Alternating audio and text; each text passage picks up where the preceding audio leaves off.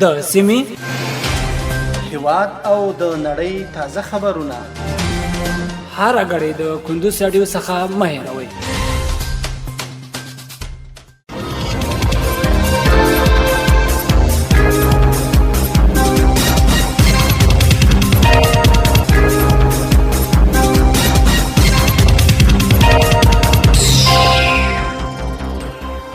سلامونه د کندوز رادیو درنو اوریدونکو ستړي مشي د وخت مو بخیر په ماړم د کندوز رادیو څخه د دې سات تازه او مهم وروستي خبرونه ته نن سه شنبه د تلیا د میزان د میاشتې سلیشتمه د 2023 میلادي کال د اکتوبر د میاشتې 15 نیټې سره سمون لري.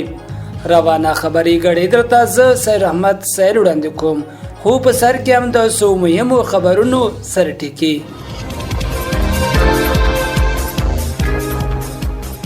سمنګانو کې په جلا ترافیکي پیښو کې 14 تنه ټپيان شوي دي.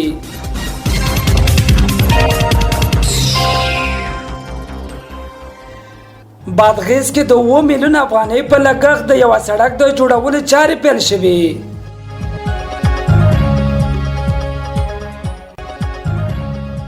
او د حزب الله برید کې یو اسرائیلي پوځیان ته مرګ ژوبله وخته.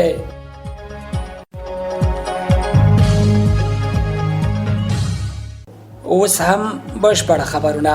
سمنګانو کې په جلا ترافیکي پیښو کې 14 تنه ټپيان شوي دي. د سمنګانو په مرکز ایبک او خلم ولسوالۍ کې په جلا ترافیکي پیښو کې 14 تنه ټپيان شوي دي.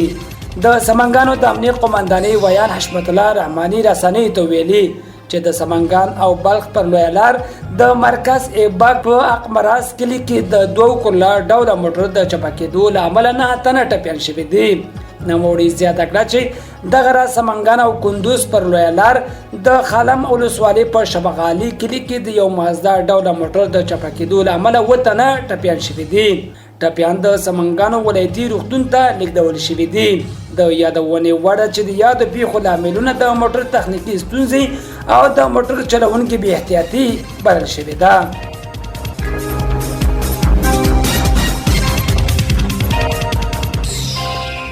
بادغیس کې د 2 میلیون افغانۍ په لګښت د یو سړک د جوړولو چارې پیل شوې. د بادغیس ولایت په جنت ولسوالۍ کې د 2 میلیون افغانۍ په لګښت د یو سړک د جوړولو چارې پیل شوې دي. د باختر اژانس د خبر لمخې د بادغیس ولایت د جنت ولسوالۍ په درزک سیمه کې د سیمې خلکو په مالی ملاتړ د 2 میلیون افغانۍ په لګښت د 2.15 کیلومتره سړک د جوړولو چارې پیل شوې دي. په یاده پروژه کې د سیمې یو شمېر اوسیدونکو ته د کار زمینه هم برابره شوې ده. د یادونې وړ ده چې دغه سړک په جوړېدو سره د بار وړونکو او کوچنیو موټرو د تګ راتګ ستونزې راکمې او ورسره به د موټر کرایه هم را ټیټه شي.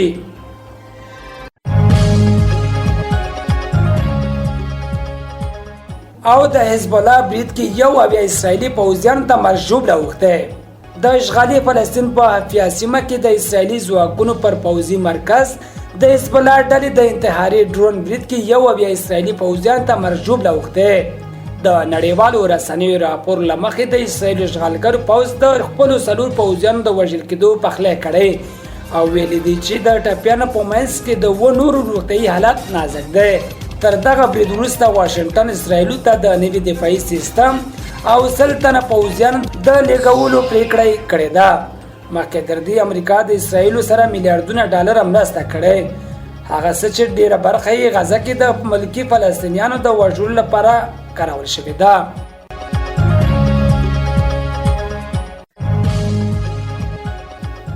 درنو اوریدونکو په خبري غړي کې راټول شوي مطالب هم دومره ول. تر بلې خبري غړي لوی العمل شه.